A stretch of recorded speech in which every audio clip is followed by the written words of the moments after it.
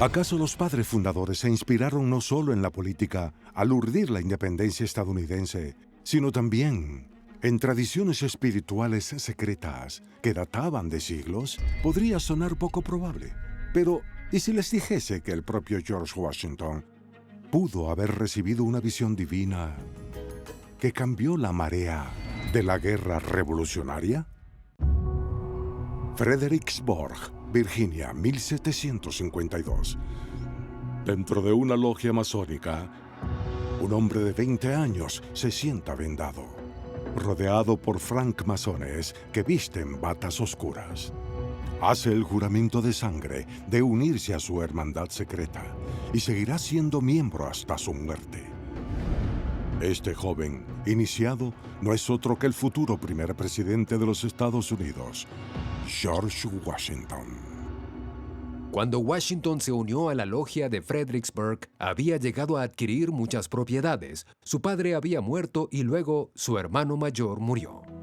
Así que se unió a los masones, porque quería estar en compañía de otros hombres importantes. Y la francmasonería fue un aspecto importante de su vida durante su juventud.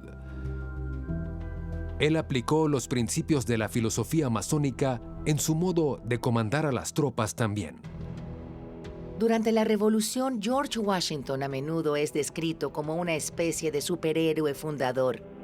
Vemos a Washington en muchos de los retratos de los padres fundadores por encima de los demás. Y, en parte, la razón era que él era más alto que la mayoría y tenía presencia. Como comandante en jefe del ejército continental, George Washington se convirtió en el líder más visible de la Revolución estadounidense. Pero aunque la influencia de Washington en la historia estadounidense es bien conocida, mucho sobre él continúa rodeado de misterio. Es sabido que Washington era muy reservado sobre su vida personal.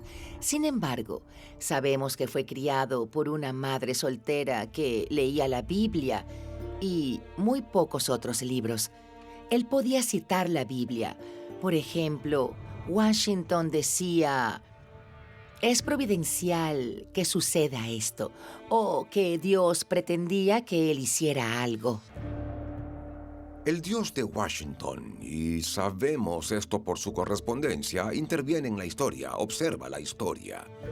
Es una fuerza todopoderosa que observa a la humanidad y a la historia humana, y es capaz de ayudarte si te has comportado bien y si le pides ayuda.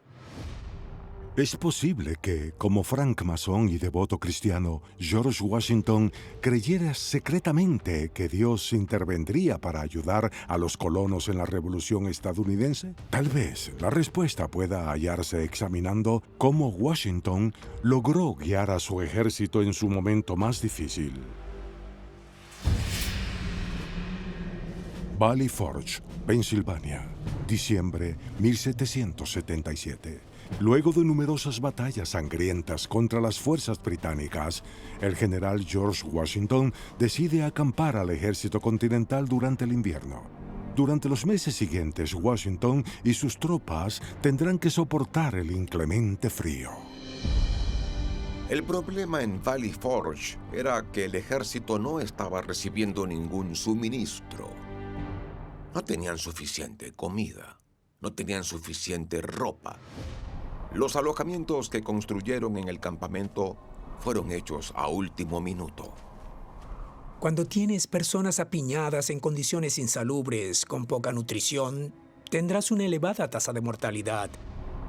Así que en la situación de Valley Forge, el ejército continental estaba en un punto muy bajo y durante esos 6 meses moriría 20% de sus filas. Las condiciones en Valley Forge eran tan severas que Washington escribió: «A menos que ocurra algún cambio grande y capital, este ejército tendrá inevitablemente que morir de hambre, disolverse o dispersarse».